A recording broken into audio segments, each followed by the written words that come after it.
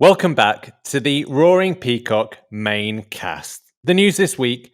The week began with Patrick Bamford changing his name by deed poll to Hat-Trick Bamford, inheriting some children and property in the Midlands as he fathered Mings and Konza, putting three past what still is the best defence in the Premier League. A statue has been mooted for outside Villa Park of Bamford, something rare but not unheard of for new owners. Leeds United ladies have done something that the men seem hard pushed to do regularly, have a good result in the FA Cup. Goals from Olivia Smart and Holly Findlay ensured a third-round qualifying tie at Barnsley, luxurious Barnsley, as they shrugged aside fellow Division 1 North Side Stockport County. Congratulations to the ladies. Emergency adult Pampers had to be flown in for Norwich City's under-23s when the Leeds United lineup was announced.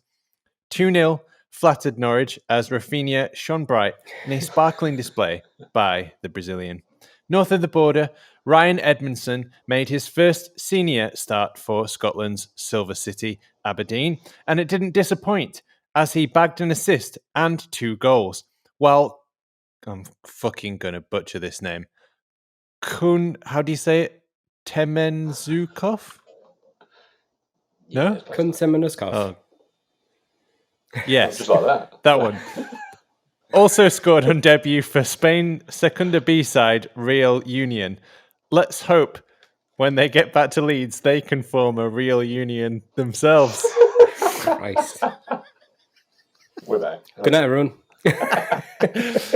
And in non-Leeds related news, we slipped into a twisted version of Oliver Twist and A Christmas Carol after 322 Scrooges voted against extending free school meals.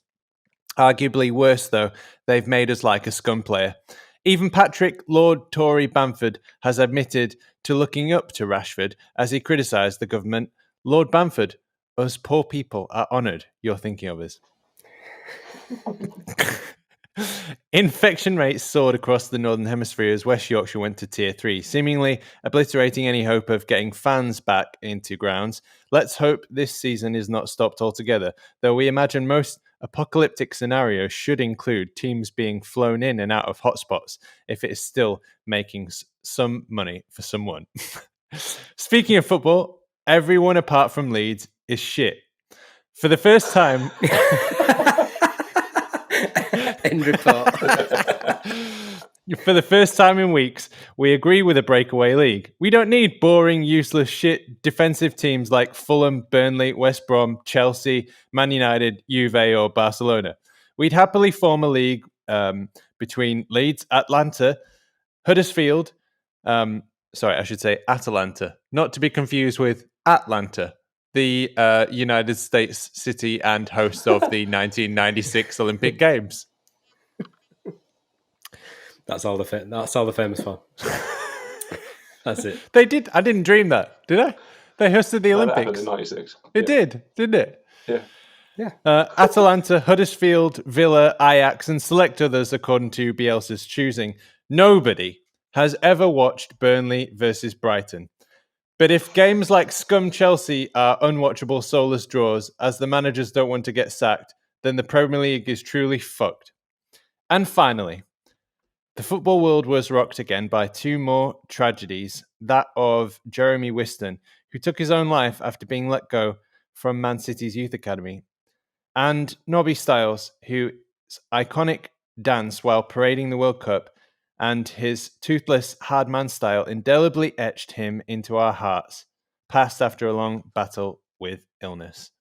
And speaking of tragedies, we will have Andrew Stats Dalton on the show to talk about an update to his book. No, that's not the joke. That's harsh. That's the harshest way you could ever That's do not the joke. No, it's not a joke. So Okay. he's speaking of tragedies. He will be talking about. It sounds so bad. Should have led with that. Shut up! You're so It naughty. probably sounded good when you wrote it. It sounded, and then when it's the reality of it. It did Speaking of sound really tragedies. bad. I guess this week. Listen, so Stats has wrote an update to his book, okay, and it includes a chapter on the 3 legends that passed. So Jack Charlton, Trevor Cherry, and Norman Hunter, whose 77th birthday would have been this week. So that is what I'm referring to. I'm not calling Stats a tragedy, nor am I calling his book a tragedy. I am certain it is a very good book, and he is also very much not a tragedy. My name is Adonis. You know me as the Adelites on Twitter. Joining me to discuss all of this and much more is our resident riot badger, Alex. Hello. And our man on the post, Ross. All right, guys, can I just take that shovel off you? That's for you to more trouble tonight. I was just going to say, off you back to could use Australia. the Tory defence. Just say, my comments were taken out of context. Yeah. Even though there is a screenshot of me saying that you're a tragedy, Stats, it was taken out of context. Twats. Oh, God. That's Peacock's raw gold. That'll be on the Christmas reel. There you go. Guys, do you have bloopers? What do you mean? That's the show. Just the show. That's it. We'll release it every week. Yeah. Okay, so firstly, I have a little bit of a running order, which is brand new for here at the Roaring Peacock. If you have just tuned into us, this is much more organised than normal. This don't feel right. This is wrong. I like the early stuff better. Yeah. Fully sold out. Yeah, they've sold out. Shit now. So Ross was away for our Villa match review, and Cookie stepped in faithfully, but it all got very silly and giddy, and I described Bamford as a big cock that came all over Villa, which I somewhat regret. It was taken out of context. Again, yeah. That big cock was taken out of context. Okay, so the thing is about that podcast, I didn't know we'd started recording. No, me neither. So I'm just talking absolute shit, and then it makes no difference from usual. But yeah, you can tell there's a slight difference of when I know it's recording and when I'm not. My language was disgusting. I apologise to my family, friends, and co-workers. I mean, by the time you called Agbon Lahore's mum a whore, I'm sure that you knew that we were recording. Yeah. Gobby, your mum's a whore. Yeah. Ross, what did you make of the Aston Villa game? Pretty good. When I firmly put them in their place. At half time, I was getting a message from my dad saying, "Get Bamford off. He's useless. Missed 2 glorious chances. We need Rodrigo on and Rafinha on, and Rodrigo up front." And then lo and behold, not 15 minutes later, Bamford's got a hat trick and is just taking the piss out of Aston Villa's defenders. Yeah, just, mesmerised for them, is just watching him just kick a ball into a net with ease. I don't know what happened for that third goal, because I've watched it back so many times. They just stand there and look at him. They're mesmerised by his feet, aren't they? He can't possibly score. But, the best events in the... Oh. Yeah. That's it. We talked about this. Bamford's shit. Yeah. Look at him. There he is with the ball. He's not... Oh, fuck. 6 in 6. Oh, he'll never get a second. He's not good enough for the Premier League. Oh. Shit. He's got a foot like a traction engine. Yeah, that second goal was some strike. Completely out of nowhere, no backlift. And where have them attempts been for the past 2 seasons? He's never made an attempt like that. He hasn't, has he? The furthest distance shot I can remember him scoring was that one against Bolton, which is right on the edge of the box. Yeah. And, I mean, this was well outside. Defenders around him. He scored one at Preston, didn't he, as well? And that wasn't that the one where he cupped his hands to the crowd? He slid on his knees and said, "Oh," because we were possibly some people were jeering him in the warm up as he unlikely from Leeds fans tried to make some shots on goal. Yeah, I remember that. But yeah, where were these attempts last year? He looks like a man just transformed. Like he actually belongs in the Premier League as a Premier League striker, and that it comes back to, I think, the faith that Bielsa's got in him. He knows he is Bielsa's number 9, and it's his job to lose, and he's doing a bloody good job of not losing it at the minute. As well, he's brought in Rodrigo at multi-millions, and he can't displace him, so he's found a space in the team further back, and they're working really well together. Yeah. Like Rodrigo's really good for the cause. I think he fits in with the team dynamic as well. You know, he's joining in with the banter on Instagram and stuff like that. I think they're really working together well. I think that reassurance that he is the number 9, it's working wonders for him. It really is. Yes, sliding on their knees, both sliding on their knees together in slow motion. It's so beautiful, really. Do you reckon the players got a beats free beats this week by any chance as well? Well, apparently it's Jack Harrison that started out, according to Jan Paveda Campo. But it was saying to everybody, like, oh, if he's going to get a shipment in for fans, so just message Jack Harrison with how much you love him. So Jack Harrison's getting loads of DMs from fans going, I'd love some beats, mate. You're the best pillar foot in the league, honestly. So a little troll, that kid. Love him. Yeah, he's blended in nicely with the first team. Yeah, he really has. Great player as well. That Man City game could have been a one-off that he had kind of a point to prove against them. But yeah, he looks like a Premier League winger already. Yeah, it's good to see. Good to see. What do we reckon about Leicester, though? Am I sticking forward in your running order here, Adonis? Oh yeah, I mean it's. We tried it. What? 12 minutes? No, it's gone already. So let's ignore Leicester. That's fine. Leicester doesn't exist until we get to that point. I'm to Leicester until we go on Leicester Forest East. Yeah, I mean, okay. So on Saturday, I will be on a Leicester City pod talking to them, which is unusually brave of me to step out of the cozy confines of the Peacock. And then we'll be talking about Leicester, and then of course we'll do a match review. So I feel like there's going to be a lot of Leicester. But what I would say right now is that I'm scared. I'm scared of them. They're probably the one team that scare me the most because they are very, very, very good at getting 11 men behind the ball, and that's our like kryptonite, isn't it? And they're also very, very good at counter-attacking, and Vardy is just a fucking demon. So he signed his soul to the devil in return for footballing counter-attack skills. And he always, if you look at his stats, he always has like the fewest touches on the pitch. It's just weird. It's just weird shit. But he doesn't need so many touches. He'll have 4 touches or something, and our goalkeeper will have 300 and make 500 passes or whatever. And he'll have 4 touches and he'll score 5 goals somehow. Yeah, he stopped scoring in the league already. He's got 7 in the season. Yeah, from what? Just one more than Bamford. 8 shots on target or something? It's ridiculous. 7 goals and 10 shots. God, ridiculous. Efficient, isn't it, that? Yeah. I don't know. I think we can beat them. I think we can beat everyone in this league because it's terrible. But if we can stop Jamie Vardy, the fact that they've got some injuries and they played last night, was it, I think, in the Europa League? Yes. So, I mean, they've got Thursday, Monday, which is it's a short turnaround. So we've had almost a week and a bit since we played Villa. So we're going to run all day and all night against them, so we'll beat them. If we deal with Vardy in a certain way, Berardi cannot be sent off if he's not named in the starting lineup or subs. He can only be charged with assault. I think we can crowdfund his bail. That's sorted. Yeah, he'll be. We join Berardi live from jail.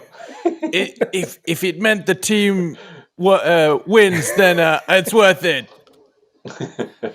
It's just that montage. I will help the team in other ways. Berardi, how do you feel now that we beat Leicester? I feel fucking great. Just on Berardi, did you see the video of when he was signing his new deal? Looked completely nonplussed by it at all. Yeah. Do you feel like a Yorkshireman? No, I'm sweating. No, not really. The people are nice and the place is nice, but no, I'm fine. I'm fine being as I am, thanks. But not bothered at all. Culture. Yeah. I am Berardi. Love that man. Yeah. Just cold steel ice fire burning behind his pupils. Yeah. Sorry for Tom Kerwin having to be on the other end of those questions. Yeah. Oh, he's quite a verbose. He's such a talker, is this Berardi lad. He's going to be going forever. Do you feel like a Yorkshireman? No. This is great banter. He's got the pants on.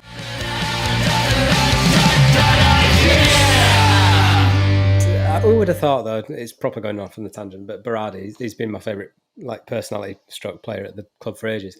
But 6-0-6 when he takes the action that he gets on even though he's injured, gets on the coach and defies the whole boycott that was going on under Redfern, that he ends up being a Premier League player. I mean, it is a little bit of a technicality that he's a Premier League player, but still, I mean, it just shows that loyalty's been rewarded. So I'm properly pleased with that. Yeah, big time. My favourite Barney moment, apart from the come through kick in his debut, was the Matty Taylor headbutt. Yeah, just Taylor squares up to him, doesn't he, thinking he's all out, and Barney just puts him on his arse with it. Broke his nose there. Broke his nose. Apparently. Yeah. I think my favourite Berardi moment, apart from those two that you just mentioned, was when he's like basically strangling Bamford in celebration in the northeast corner. Bamford was fucking terrible. Just picks him. He's basically on his feet, isn't he? Choke holding him. It's weird that the football does that though, where you're a different personality on the pitch than you are off it. Like Berardi's quite a soft-spoken bloke, isn't he? And on the pitch, he's an absolute tyrant. To his own players as well as the opposition. Are we going to have to talk about Marcus Rashford and Bamford saying that why shouldn't he be Sir Marcus Rashford? Yeah, that's one of the items on the agenda. We can go there if you want. We can go there now. Yeah, let's go there. Let's get it out of the way because we don't want to praise. I've got it down as free school meals, basically free school meals. Yeah. I was going to save this for hot takes, but I'll just put it in now because it makes sense. So somebody that I saw on Twitter they retweeted a image of Boris Johnson, and it said, "I'll support Boris Johnson through thick and thin." Now, what I just want to lay down my idea about this. He's not a football team, so politics goes beyond stupid when it gets tribal. You shouldn't. You can not be dumber than saying, I support this group, this political party. Yeah. You have to talk about policies, individual policies, and whether you agree with them or not, and what you would do better if you haven't got a better idea. Otherwise, I've heard 3,000 million political conversations in my 20s from traipsing from student flat to student flat, drunk and fucked out of my head. And I've heard it all, and it's all a bunch of bullshit. So you're going to support Boris Johnson through thick and thin. So what? Thick like the stupidest decisions I've ever seen. Yeah. Thin like the starving children they voted against feeding. Oh, wow. Yeah. It's absolutely ridiculous. If you disagree with feeding hungry children, then you're a cunt. There's no two ways about it. You're not a Tory. You're not a human being anymore. You're just a miserable, walking sack of shit. Fuck off. But they've been given all the money through universal credit and other means have been given to all the councils. If they're not getting fed, you just need to go to the council and ask for help. Because it's that simple. Oh yeah, please sir, could I have some more free school meals? Yeah, because drug addicts don't exist. And that's the children's fault, isn't it? Yeah. I mean, there's loads of things that should happen, isn't it? We should all be living happy and free, and you know what I mean. Everybody should put the recycling in the proper bins. You know what I mean? There's loads of fucking shit that should happen. Yeah. But what you say about the tribalism? The thing is, what I think people do nowadays, and this is my back of a fag packet theory, but people will nail their colours to a mast, and they'll pick their side. And then they will bend their morals to fit who they've picked, because nobody wants to admit that they were wrong at all. And you see this a lot now with Brexit and things like that. And demonstrably, Brexit is a bad idea. And there is no benefit that anybody could show me that Brexit is a good idea, but people will still bang on about it. It's like, but we get us fishing rights back. We can get as much cod as we want. And that's not it. And now they're talking about fish guts being an industry. Grimsby's going to be the next fish gut industry. Fantastic. It's going to smell even worse. But I don't understand this whole thing of when you notice that something's wrong, just admit that you're wrong. I had a bad take about that. Like, I supported Jeremy Corbyn, but I don't support the anti-Semitism thing.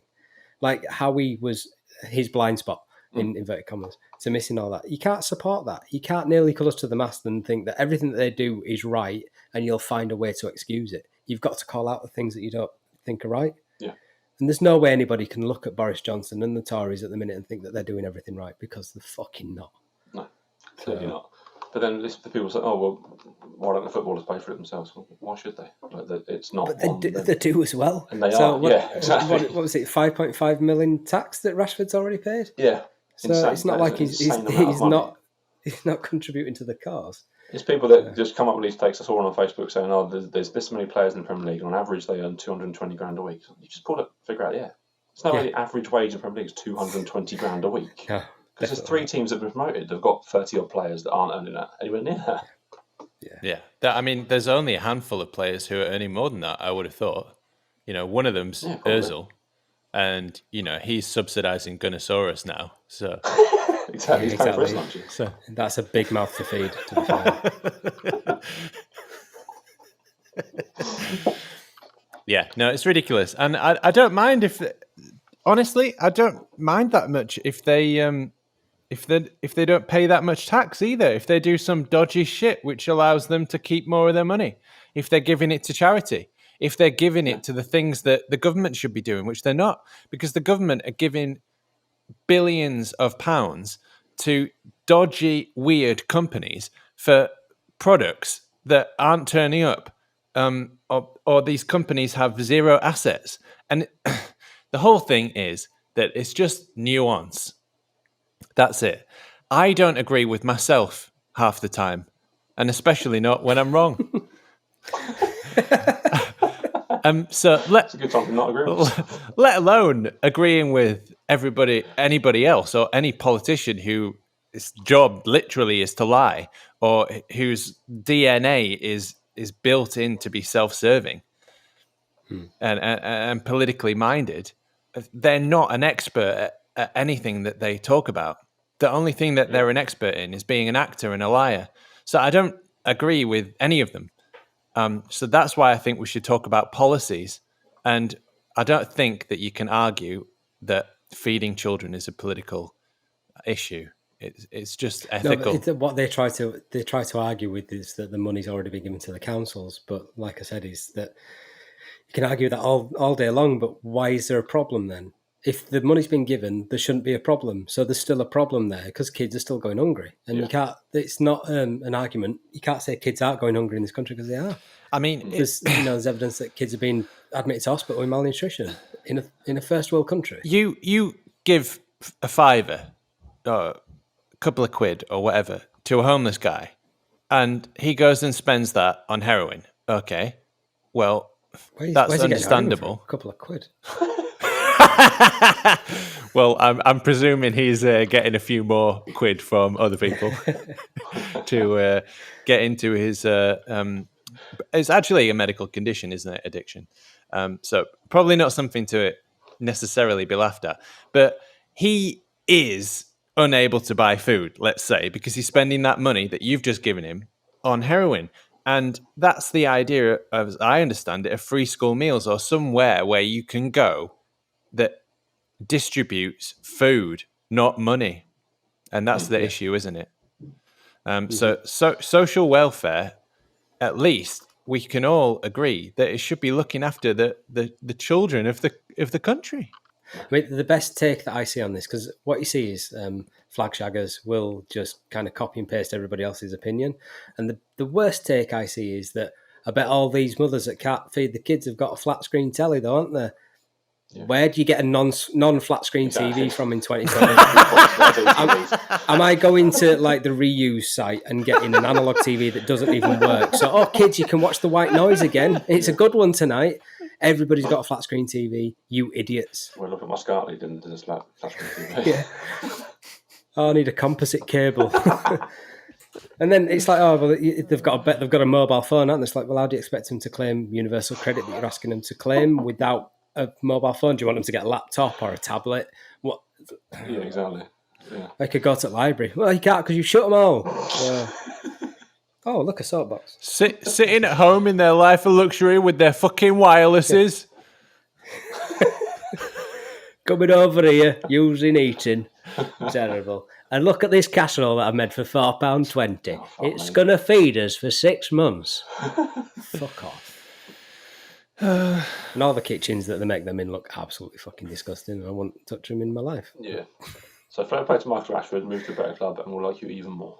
Yeah, somebody had a really good suggestion of passing him around the Premier League just so we can have him for a month, so we can all say that we were a fan of him when he played for us. Yeah, it's fantastic what he's done, and it's not in any way a PR move because he's getting absolute pelters for it. Yeah. So well, and he doesn't gain from and this. an MBE. So. What the fuck does that mean? Doesn't even get you a discount at Nando's, does it? So there's no point. Bambo wants him knighted. I mean, I've seen So people Marcus of Rashford I have seen people knighted for less. To be fair, Yeah. I mean, didn't Andy Murray won a few tennis matches, didn't he? So I mean, Yes, sir. Rashford initiating a movement that raised £20 million and helps feed 250,000 children. I'd say that's probably worthy of a knighthood more than winning a few tennis matches, but I'm not a huge tennis fan, so there might be some people disagree with me. But that's nothing What's next on new. the agenda? Yeah, he's fed them kids, but where's his Wimbledon title? Olympic gold medal. He hasn't kicked a rugby ball between two sticks. What's this? He hasn't won Champions League, has he? They should knight Jack Grealish because they'd at least tell him to get up. Arise, Sir Jack Grealish. Get up. Get up. Get up. Fuck's sake. I mean, the borough of Villa, or whatever it's called, the county of Villa, they could announce their sovereignty, and I'm sure the first act right after that would be knighting Sir Jack of Villa. Oh, Villand. Be the ruler.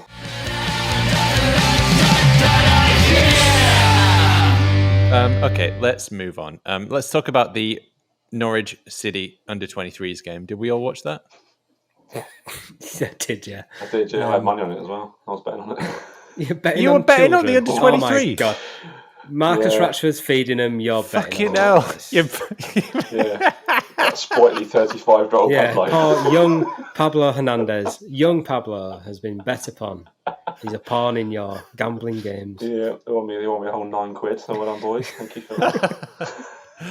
You would. They must have looked at that lineup and gone, fuck. Yeah, I saw that Right. about 5 minutes before kickoff. Yeah, put some money on that straight away.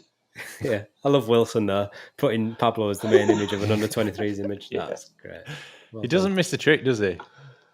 No. He's so on it. We should try and get him on this. Yeah, that'd be good. Anyway, it was fantastic. It was they were all over them. That's exactly what I want to see from an under-23s match. I want to see 35-year-olds. I want to see 20 million pound signings from basically Brazilians who should have been playing in the Champions League, but we've poached them to play in our under-23s games. Yeah, class above, weren't they? Yeah. Absolute class above. It wasn't even fair, to be honest. Is there an under-23s Champions League? Is that a thing? Are we winning that as well? No, we could do. The thing is, we could have entered these under-23s into the Carabao Cup, couldn't we? And we'd be winning it now. So Is it the Papa John's trophy? Is that what yeah. it's Oh no, that's God, Is that something else? That that's the AFL trophy, and right, the Papa John's trophy. the Papa Johnson's paint trophy. The Papa John's. But that team, that under-23 team, Kassir in goal, Cody Drammer, Leif Davis, Pascal Stroy, Charlie Creswell. I mean, all some highly rated players there, plus a Spanish international. It was absolutely shocking as well. He has got the ability that everybody talks about, and he's lost confidence, which is a possibility, or he cannot be asked because he didn't look asked, or he's shit. Pick one of them. Yeah. None of them result in him staying at the club for me. it's a little. It's half of B and half of C. I think. Yeah. I've never seen the ability, but having one save at Rotherham in his debut. That's about it. He had nothing to do, and he Almost still, fucked that up. yeah, and he almost fucked that up. Exactly. And then at one point he just long ball over the top, and he's off. He's lost his head again. Like he just can't fucking. Does he need to see a psychologist or something? Like I'm not saying I like. Do you know what I mean? Like I'm not a psychologist, and I'm not like denigrating anybody who goes see them or whatever. But he just seems to lose his fucking head. Like he's skittish, like one of those like street cats who, you know, it's maybe been kicked one too many times by random drunk people at 3 a.m. and it's just like he's dying and you're like, nice kitty, don't bite me. I'm just gonna walk over this way. And then it's like all of a sudden and comes chasing after you with its 3 legs. Come through it though. And you know, clean sheet. Norwich have come from trying to put us in a pink dressing room to calm us down to being kicked shitless by our under 23s. Do you think that would have happened if it was a different team we were playing? Do you think Pablo would have played and Rafinha and? Well, they're top of the league, aren't they? I don't know if they still are, but yeah, they're the best team in the league. So I think we've fielded a team out there to make a statement. Put them in their place. Yeah. Mark called in some favours. Yeah. Mr. Bielsa, we're playing the top of the league. Can you send us some players? Bueno. Here's the keys to Rafinha. Just watching the move for the first goal of Poveda to Pablo to Tyler and then back to the goal. It's just perfect. Like it's first team football against a bunch of under 23 kids from Norwich.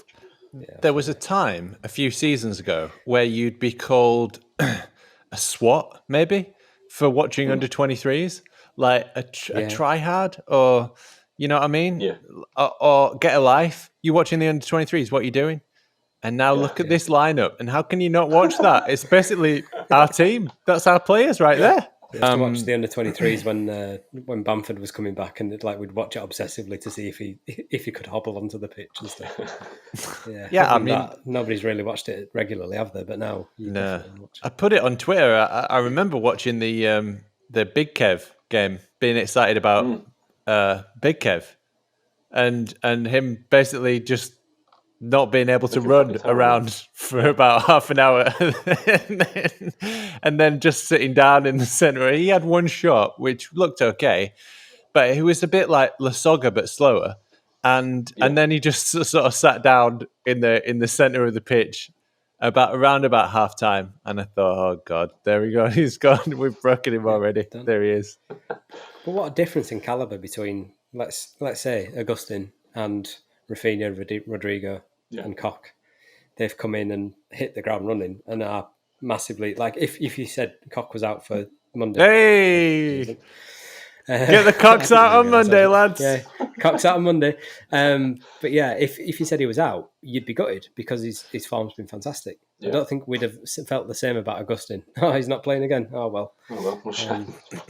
And we've got Llorente to come back in as well. So I mean, I was literally going to say that Leipzig had our pants down at the same time when you said get your cocks out on Monday. But the thing is with Leipzig, they did have our pants down, but we've managed to somehow pull them up in a strange loophole. No, you're not fucking us. No, it's not happening. No means no. So, should we draw this canvas? Your Honour. Yeah. Oh, yeah. Let's do that. I've got the list. Let me see if anybody should we do that? Retweeted it since. I want to make sure we get any late stragglers. People. Yeah. Well, they should. Where were you for the last 2 weeks?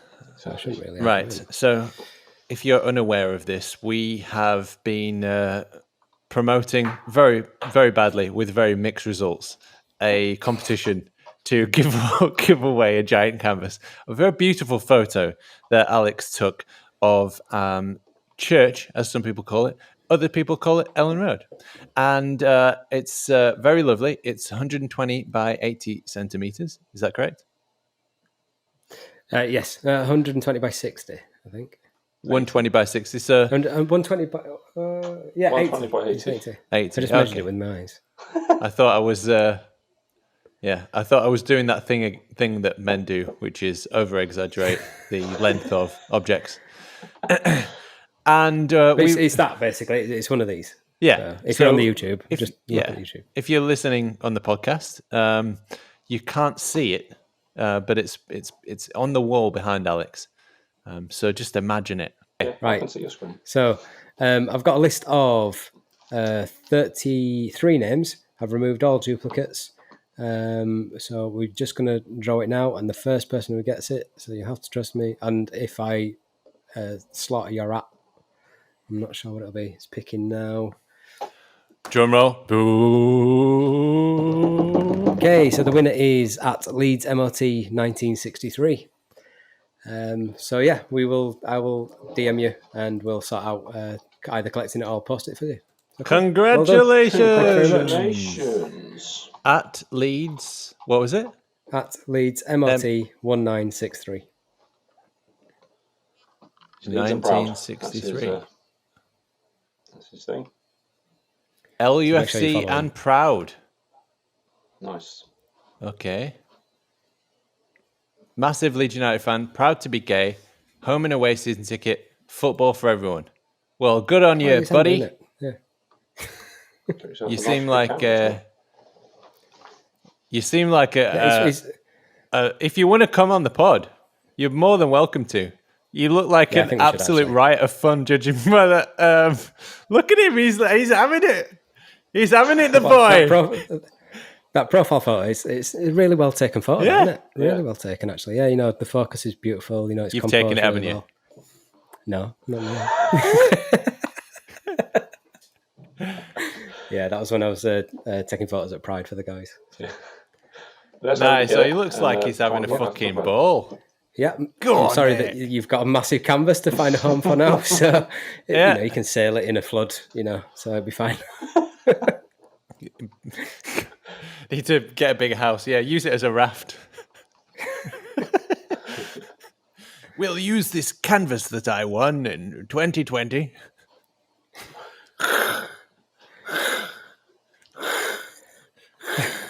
How many? Getting the animals on. How many more miles to Morrison's? Oh, Morrison's is closed. They bought all the toilet paper. We can't go there again. Oh God, we're not going to have that again, are we? We're not going to have panic buying a toilet roll because of tier 3. Yeah. I would toilet roll. Right, everybody. This public service announcement to our one listener: toilet roll does not cure coronavirus. As much as you buy, it's not going to cure it. Essential shops will remain open. I mean, I feel like everybody learned their lesson, but it was weird, wasn't it? It's like people. The weird thing about it for me is, and it's probably not the weird thing about it for other people. So be prepared to be weirded out. I know that I'm weird, and I know that you know, and I'm going to keep talking now and stop referencing myself. Okay, good one. So in France, they have a B-Day, for example, and there's lots of different cultures that do that. Now, if you get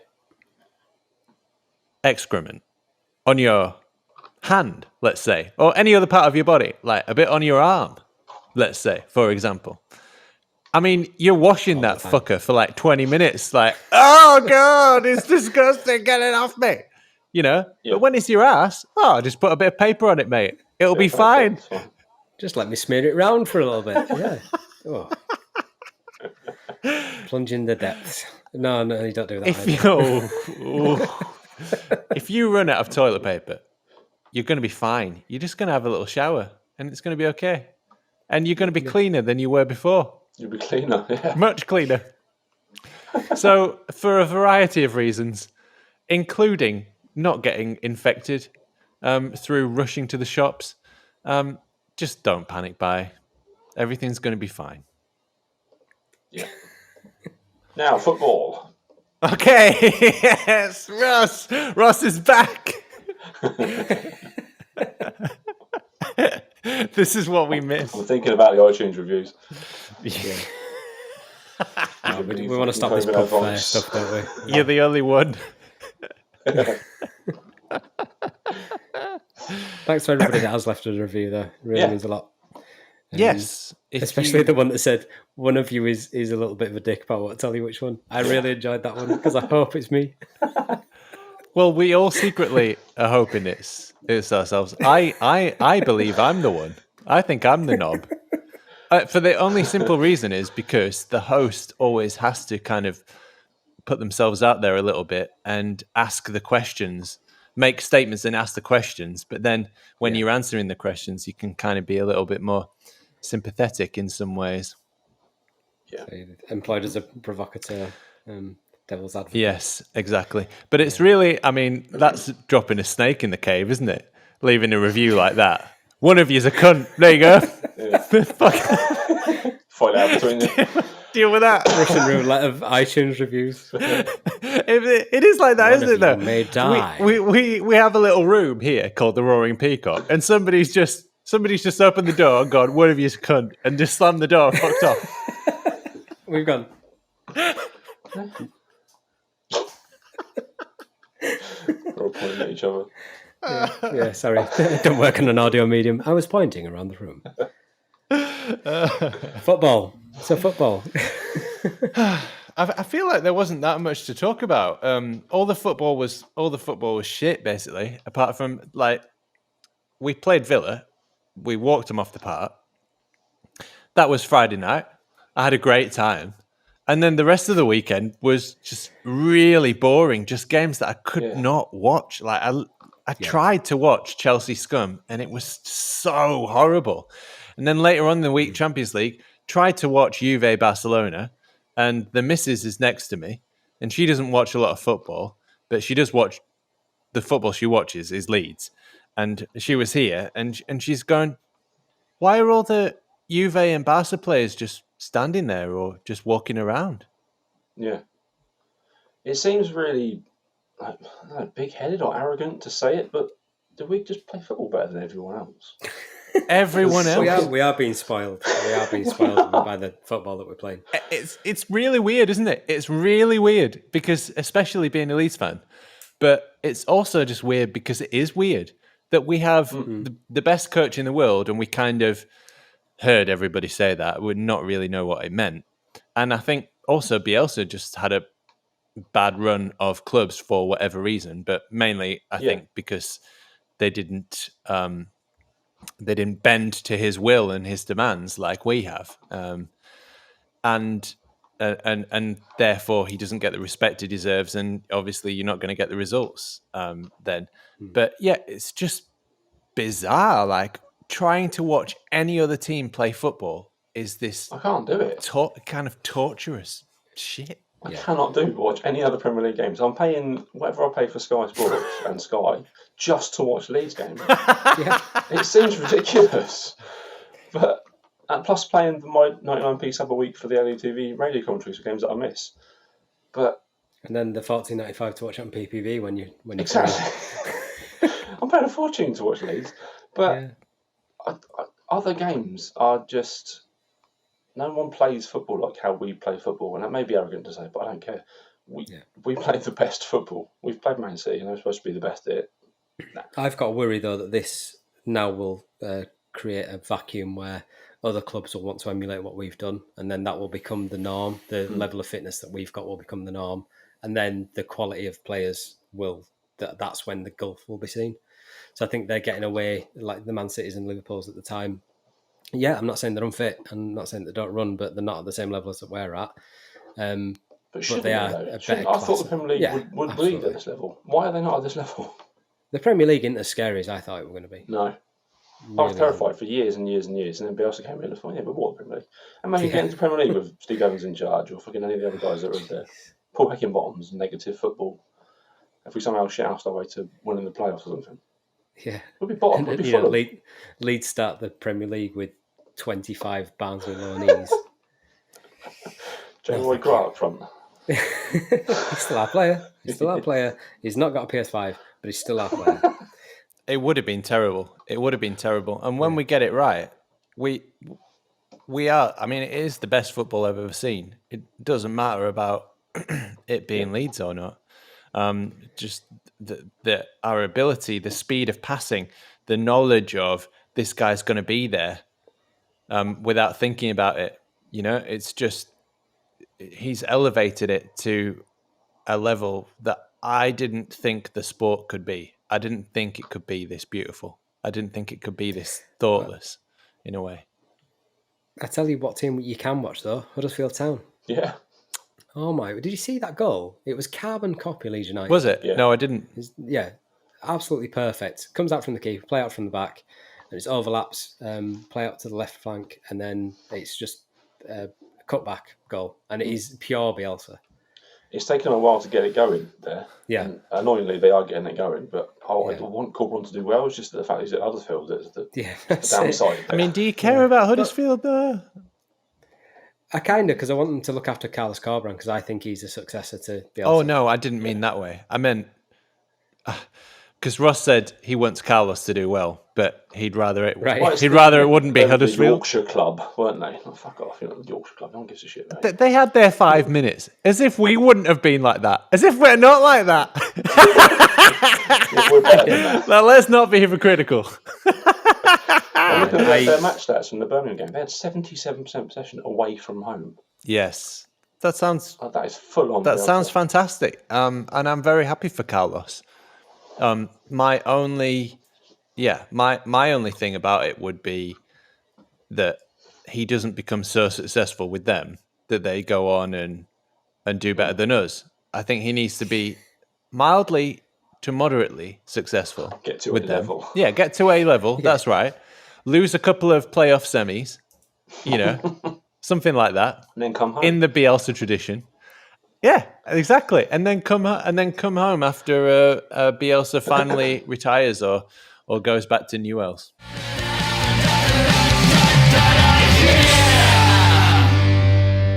This is the first time I've looked at the championship table this season.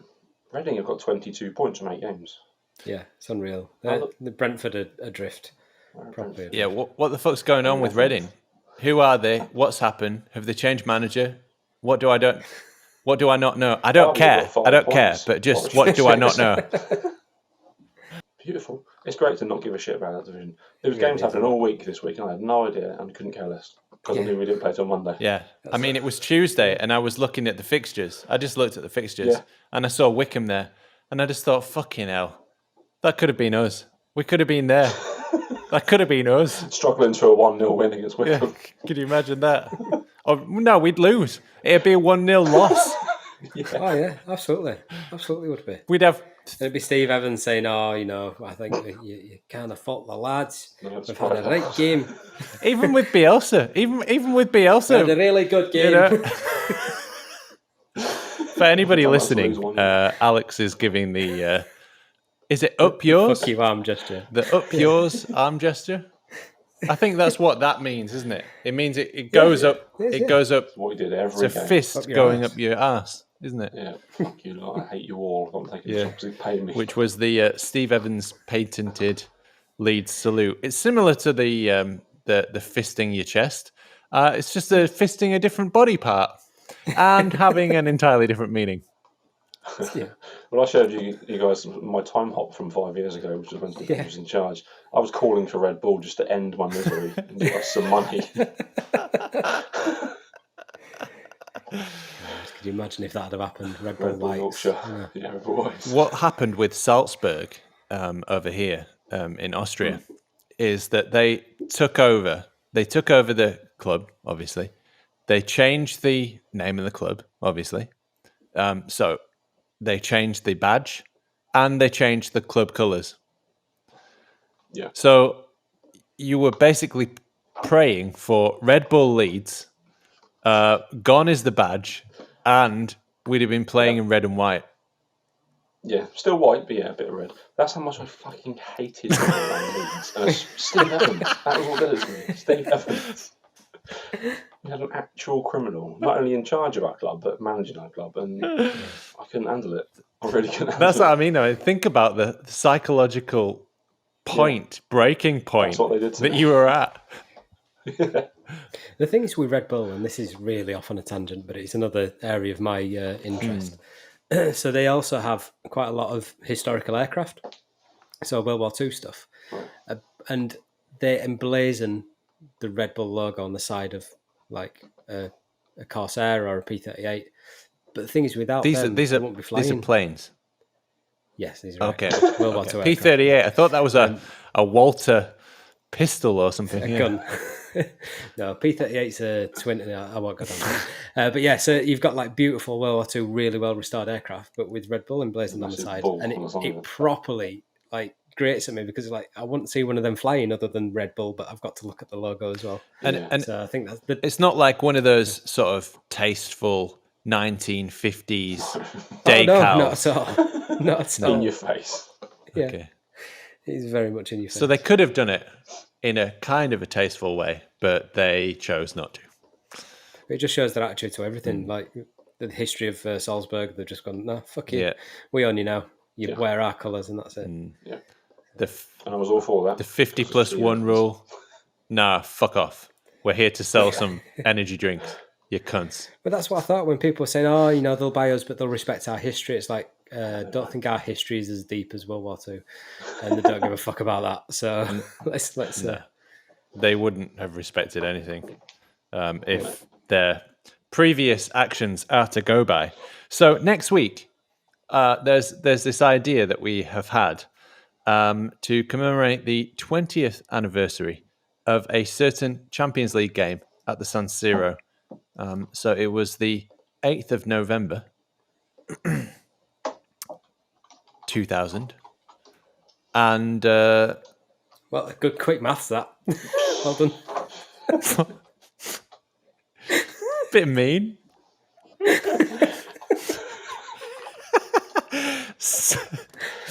So next Sunday, we will do a live watch-along of the... Well, I say live. It's 20 years old now. Like live-ish. Yeah. Yeah.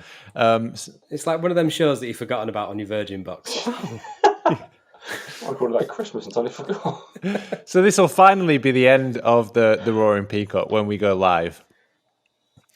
People sit behind the There's no way to edit that. So you can join us then. I don't know what time we'll do it. We'll figure that out. But I imagine that it will be live on YouTube, and I'm not sure where else because I'm when it comes to technical things, it starts to become boring to me, I kind of turn off. Probably Twitch as well. We'll sort out our Twitch channel this week, and we'll Twitch is probably more because you got to have 1,000 subscribers, haven't you, for YouTube streaming? Do you? So we can do, we can do Facebook and Twitch. Well, that's a bit mean. YouTube. We'll sort it. So I tried to make a Twitch account, and for the Peacock, and it didn't let me. It said your username may contain a swear word. Yuck. We need to change it to our cock. Not the cock. Yeah, we could change it to KOCH. Yeah. That might work. Yeah. Okay. Anything else, football or otherwise related? I don't think so. I think No, this is done. roll on Monday. Okay. Then it should be time to invite Andrew Dalton. The tragedy that is. I'm never going to live that down now. And I have to keep it in because it's always been referred to as well. Yep, we're going to keep making references to. There's no way of taking it out. Otherwise, I have to edit out the whole thing. That team that played in Milan, Gary Kelly at left back, Ian Hart left wing. Yeah, Matthew Amradoby centre backs, Danny Mills. Ian Hart left wing. Fucking hell, I bet Thomas Helveg was shitting his shorts, wasn't he? Why is he walking? Oh no, he's running home. There's loads of shots of Maldini tussling with Alan Smith. God, the benches are fucking awful. Milosevic, Hay, Maybury, Jones, Evans and Burns. Fuck me. Yeah, I mean, you can see why. O'Leary was like, Rizdale, can you fucking give me some money? Can I have some Can I have some depth of squad, please? Yeah. And they said, "What did you say? You want some debt? Yeah, I can sort that out for you. Debt, I can do that. 100 Yeah. million of it. Yeah, we need this guy. He's called Seth Johnson. I don't care how much the interest rates are. Just get me that money now. I'm on Football Database, and then AC Milan manager Alberto Zaccaroni, Leeds United manager David O'Leary, and Eddie Gray. So now we introduce and welcome our good friend Andrew Stats Dalton. You know him as at LUFC Stats on Twitter. Hello, Stats. Good evening, sir. You well? Yes, I'm absolutely fantastic. We just did this off air. Yeah, we did. We did indeed. Oh, the magic of broadcasting. You know. Where's that magic of broadcasting bubble? I've got a knife. Absolutely. Stop. Yes. Thank you for having me. It's an absolute pleasure. So, Stats, we got you on the show because there's been an update to your book. Should we talk about that for a little bit? Yeah, as people probably aware, I did the official history for the 100th anniversary last October, which was. How did you wangle that one, by the way? I got in touch. It's funny because there's a little story behind it. I don't know if you remember, we played Middlesbrough on a very cold Friday night in the 2017-18 season, where a certain P. Bamford scored a hat-trick for Middlesbrough. Yeah, I remember that one. And I was on the coach back from the ground, and I was thinking, I want to do something special for the centenary. And I got in contact with the club saying I'd like to do a book on the history of the 100 years. I then got in contact with a publisher that's done my other books, one that did the 1980s book. And lo and behold, I got the green light through Leeds United. And then 18 months later, my book was being sort of shown off by Liam Cooper at the centenary do, and very surreal. And yeah, it's very rewarding. It's very strange seeing your name on your book, and certainly signing autographs on your book is very strange, but it's a nice feeling as well. So yeah, very, very proud of it. And we did an update that's due out mid-November, all being well, which will include some snippets from this season. It's got a couple more sort of bits with sort of Norman Hunter, who we tragically lost, Jack Charlton and Trevor Cherry. There's a little bit in there. I know Adonis did a bit for the first book, that's in there. We've not cut that out either, Adonis. We did think about, no, I'm kidding, of cutting that bit out. And it has a review of the fantastic championship winning season of last year. And it's just gut-wrenching that none of us have been there to see it. Yeah.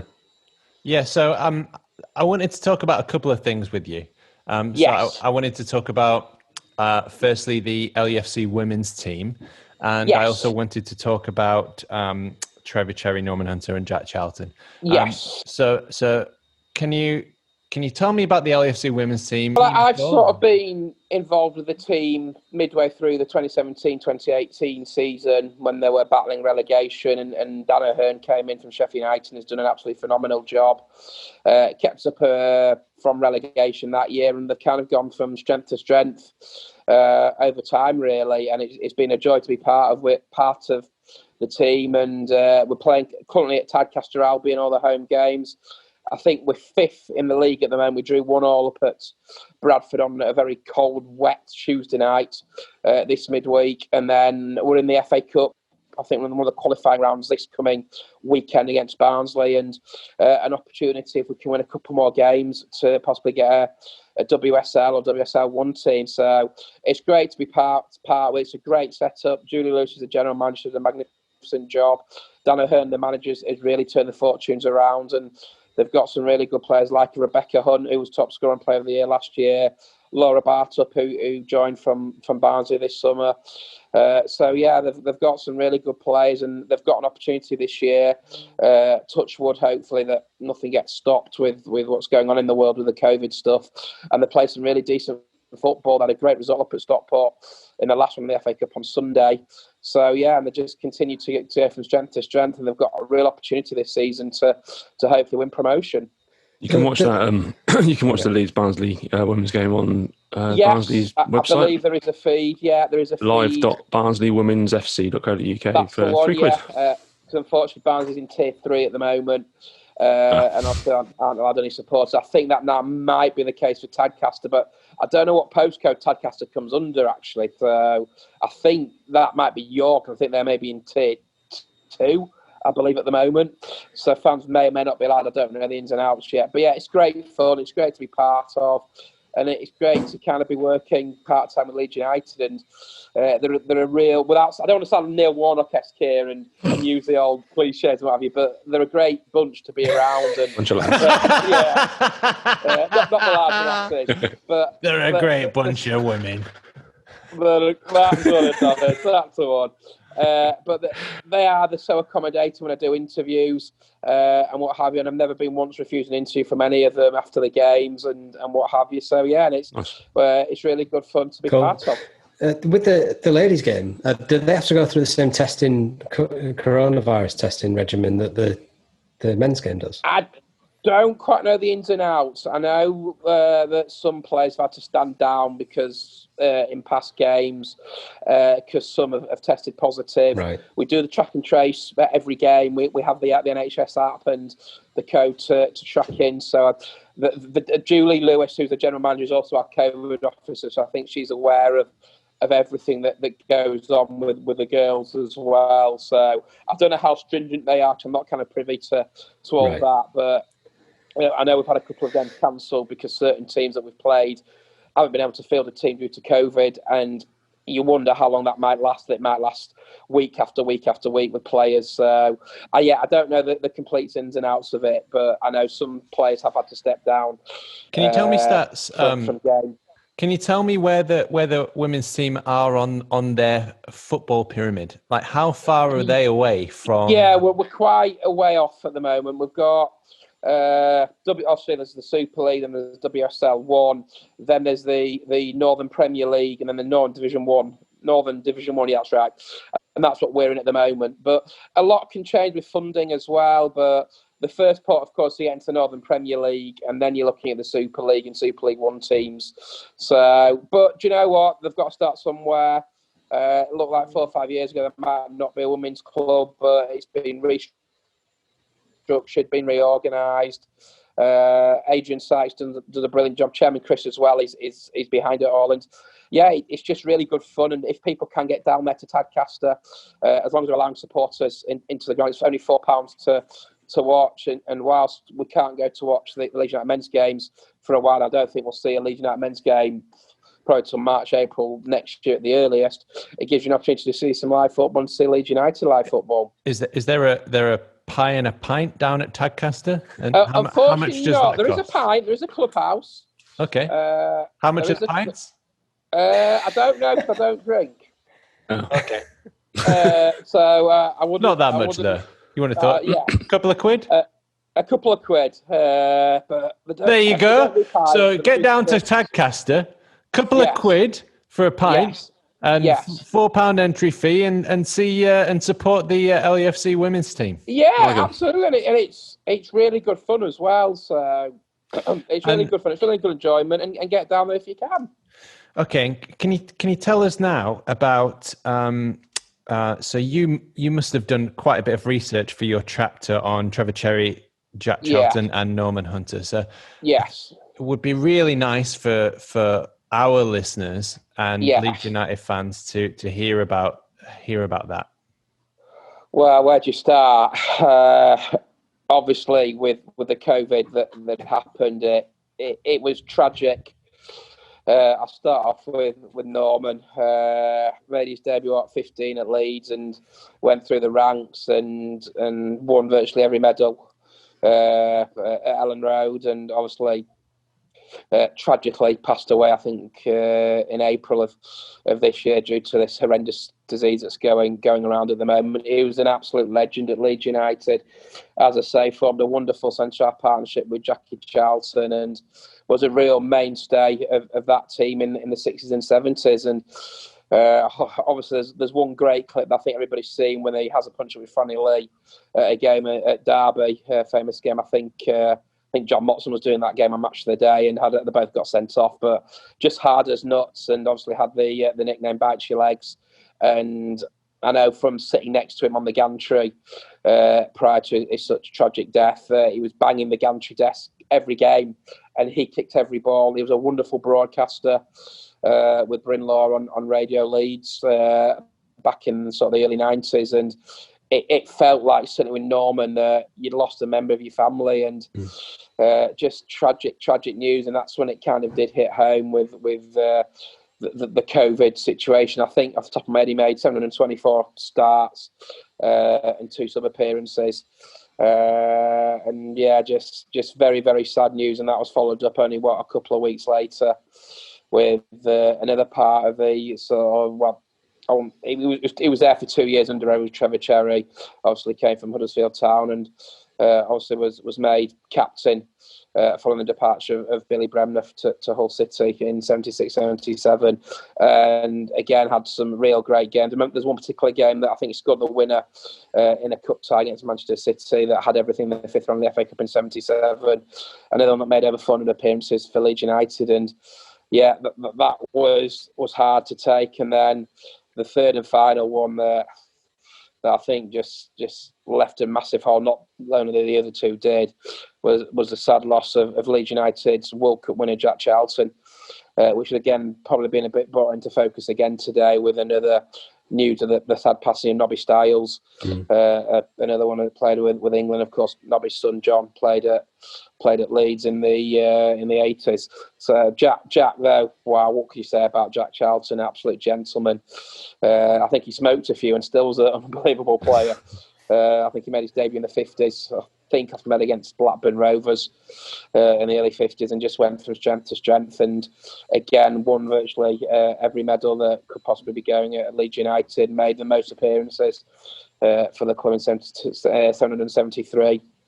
Led Republic of Ireland to, I think, the World Cup in 1990 and 1994 with a wonderful victory over Italy when Ray Houghton scored an unbelievable goal, and obviously beat England at Euro 88. And just a gentleman on and off the pitch, all three were. And to lose 3 absolute heroes is hard to take for any football club. And it's just more tragic that none of them are around to see Leeds back in the Premier League. I know Norman was desperate to see Leeds back in the Premier League, and it's such hard news to take. And it still now seems very surreal that next time we all go back to it. I know I was very fortunate to be at the Wolves game the other week, but it still feels very strange without these legends. And Norman was actually at the Huddersfield game, and tragically, that was the last game that he was at before his life was taken so short from us. The passing of Jack Charlton was one that affected me the most, I think, because I was too young to really know about Trevor Cherry or Norman Hunter, but I was 94 was the first tournament I ever kind of latched onto, and obviously England weren't there, so Ireland were the next best thing. And my dad told me about how Jack was a Leeds legend, and he was like it all kind of melded together that this is this Irish team that are good fun to watch and is managed by a former Leeds player, and it's superb. Yeah, and he gave Gary Kelly his Irish debut. Obviously took him to the World Cup after one full season at Ellen Road as a right back. And just, I don't think you'll hear a bad word said about any of them.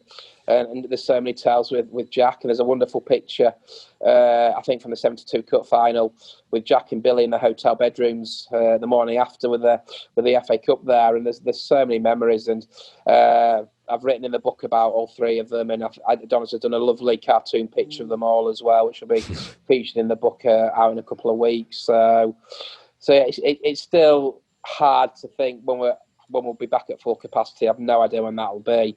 Not to hear certainly Norman's dulcet tones, but 3 absolute legends of the football club, and it was just nice that they had one promotion for those 3 legends, and it's just such a shame that none of them are around to see us back in the Premier League, because obviously Norman was there all the way through doing a lot of the broadcasts with Bryn and Peter Drury and Dave Callahan on Radio Leeds in the early 90s.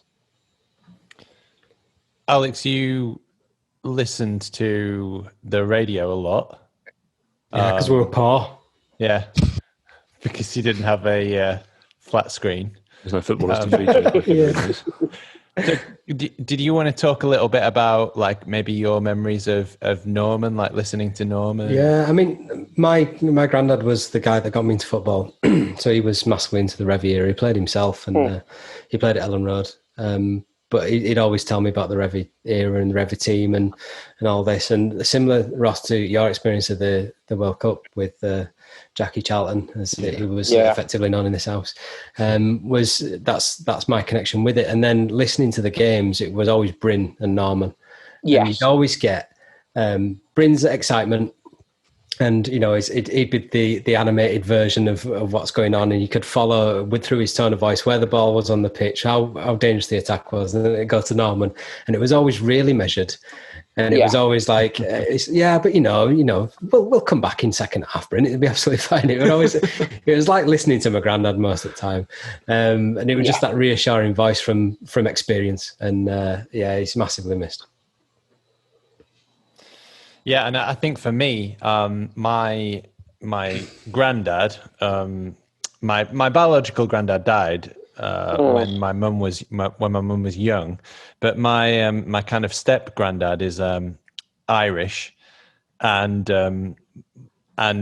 so Jack Charlton was always a very big figure, and like you guys, I guess we're all of a very similar age, and 1994 was the first World Cup for me as well, and obviously we're all in the same boat because there was no England, which was very unusual. So my two teams were Brazil, who I was completely besotted with. I was running around in the back garden pretending I was Romario and whatever, and and then Ireland, of course, who had just had a beautiful kit. I think it was the Opal one. It was. It was indeed. Yeah, Adidas flower, and it was just everything about it. And there was Jack, and I remember handing out little bags of water to John Aldridge and Andy Townsend. Yes, that was the Mexico game. Absolute soaring heat. Yeah. Yes, I remember Clive Tilsley commentating on that way. But that was my first experience in a World Cup. I got into Euro 92.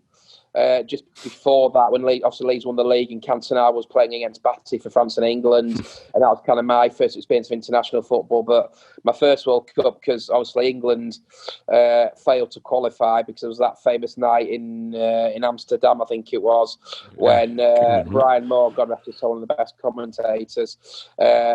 England were playing Holland, and Brian Moore goes pre for the free kick. Ronald Koeman, he's going to chip him. He's going to chip him. Guess what? He chips him, and then he's going to keep it out.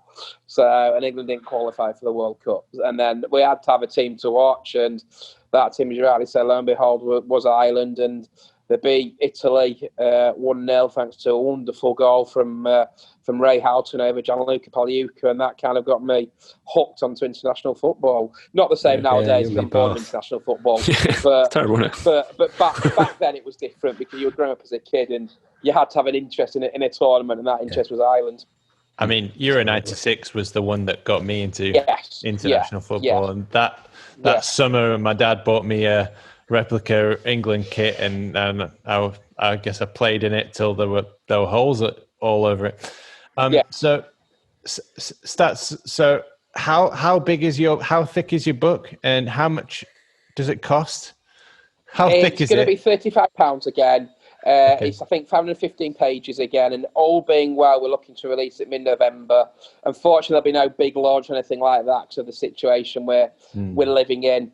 But I will release news on my social media networks, through my Twitter feed and through Facebook when it can be available. And yeah, it's very strange that I can't do any sign. I can still sign them, so we'll get copies. But unfortunately, I just can't publicly sign them, have any photos of anybody, because we're in this global pandemic, and until that changes, there's not a lot I can do. But we're looking at sort of mid-November for the release, all being well. So if we can use the number of pages as like a guide, just to visualise that, what's the largest insect that you'd be able to kill if you dropped from a foot? Would it be bearfly? Would it be woodlouse? It'll be Frank Lampard's head. Nice. Oh, it's in everyone then. That's good. Sorry, Frank. No, there's not much going on in that. It's quite hollow. crack quite easily. Horse head. Oh, God, what a guy. After all the stick he's given Leeds United this week, I don't think he quite understands how to use social media, but there you go. I hear his mum's a wonderful woman, though. His mother's He was just fishing. He's got thin skin and he's got an even thinner skull by the sound of it. Yeah, it does look it. But I don't think he quite understands how banter works. No. And unfortunately, if you slag off Leeds United on social media, you get your ass bitten, especially before game day. And he did. And Leeds were magnificent last Friday. Yeah, he called a shot and it was incredibly wrong, unfortunately. It was. Very naive of him. Yeah. Okay, maybe just to wrap this very brief interview up, yes. Can you give us an idea of what you think will happen on Monday night against Leicester, and how you think Leeds will finish at the end of the season? It's a really interesting one with Leicester, because I know they've got a lot of injuries at the back. I think Johnny Evans is out injured at the moment. I think Fuchs is out injured as well. Stanley's out as well, possibly. Yes, he is. And they've got Wes Morgan back, but front they've got one of the best strikers I've seen in a long time in Jamie Vardy, and Brendan Rodgers' size always like to play good football. I think they've had a little bit of a slow start to the season that kind of clicked into gear at Arsenal on Monday night. Where were they last night? I can't remember. They played someone in Europe Athens. last night, in the Leicester. Athens, I believe. So yeah, you wonder if that might play into Leeds' hands, because Leeds have had nearly over 10 days to relax and sort of prepare for themselves. I think Leeds might just have the edge. I think it'll be a really entertaining game. If they can take the form into it that they got off the Aston Villa game, they've got every chance of getting 3 points. And Leicester City have got a bit of a hit and miss record, certainly Premier League wise. Last time we met in the Premier League was back in 2003-04 when Leeds won 3-2.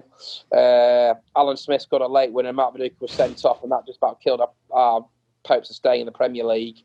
So it's an opportunity, and if we can get 3 points, it'll send us into the Crystal Palace game in good heart against a Palace side that are 2 down, I think, away at Wolverhampton Wanderers at half time. So I fancy Leeds. I fancy Leeds in every game. There's no pressure on us at the moment.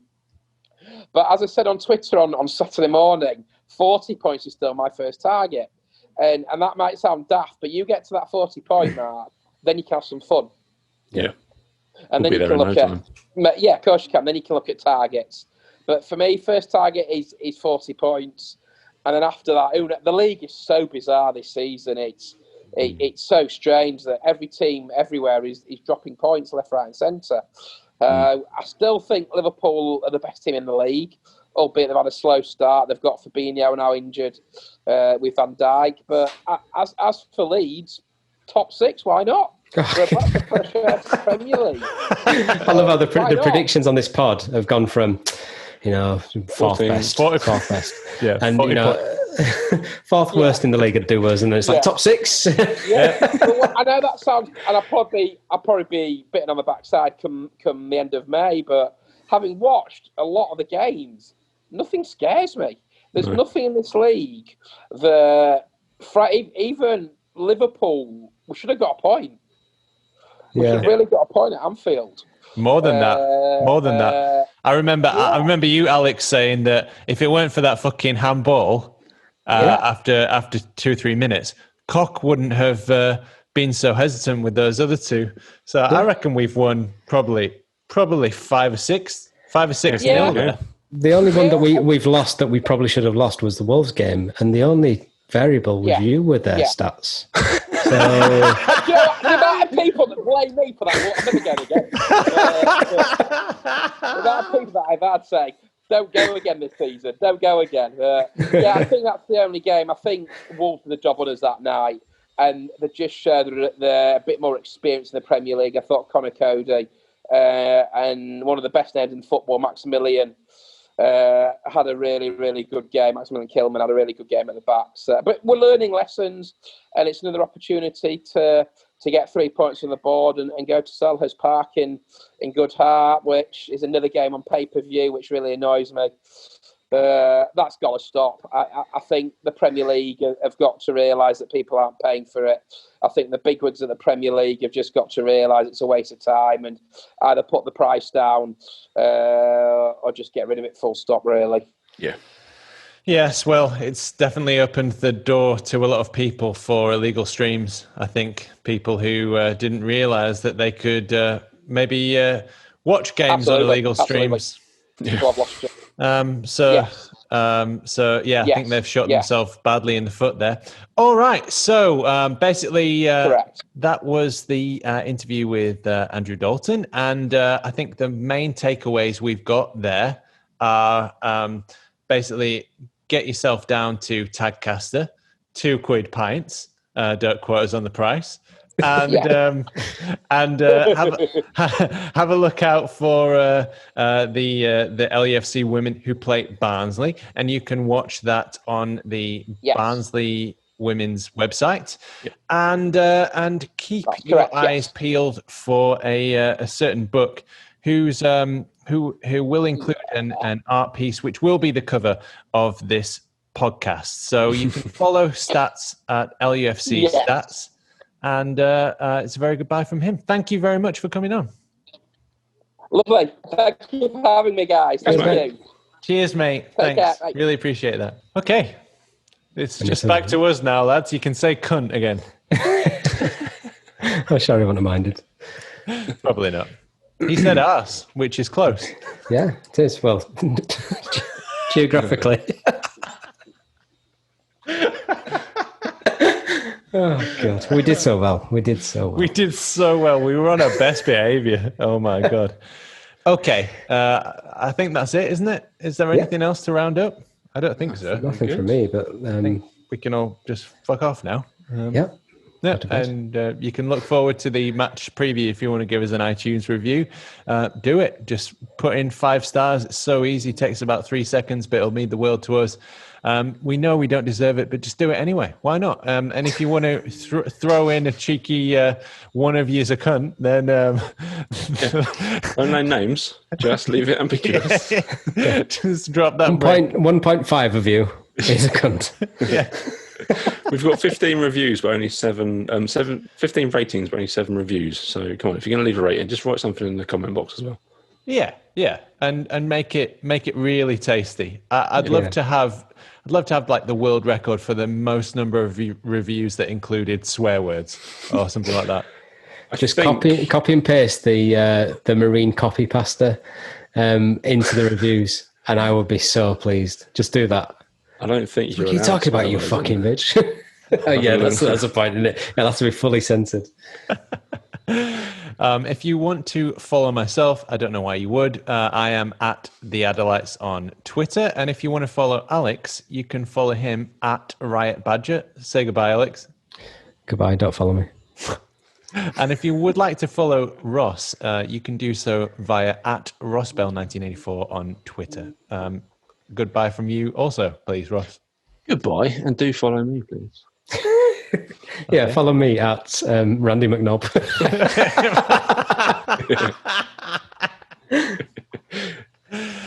That was your match. That was not your match review or preview or anything. That was your main cast. Thank you very much, and we'll see you next time. Goodbye. Right. Most of our stats come from LUFC Stats or LUFC Data on Twitter. You should probably give them a follow as they're more interesting than us. A very special thanks to Adam Elliot, Adam Warner, Barney, Stuart, Cookie, Ed McIntyre, Ewan and Howard, Metcalf, Josh Pearson, Laura, Leon and Rob, The Light Show, and all our family and friends. So many games to play, don't care what's on your mind.